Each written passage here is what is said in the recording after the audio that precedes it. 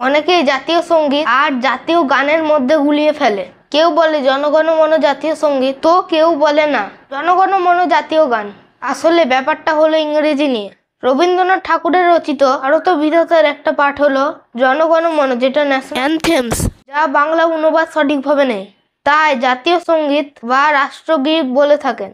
কিন্তু প্রশ্ন হলো বঙ্কিমচন্দ্র চট্টোপাধ্যায় রচিত বন্দে মাতরম তাহলে কি? এটা ন্যাশনাল সং, তাই এটিকে বাংলায় জাতীয় গীত, জাতীয় গান বা জাতীয় সঙ্গীত বলা যেত। কিন্তু যেহেতু জনগণ মনকে জাতীয় সঙ্গীত বলা হয়, তাই বন্দে মাতরমকে জাতীয় শ্লোক, জাতীয় স্তোত্র বা রাষ্ট্রীয় গান বলা যেতে পারে। তবে এগুলো সংবিধান স্বীকৃত নয়, তাই কথাগুলিকে আনুষ্ঠানিকভাবে প্রয়োগ করা হয় না।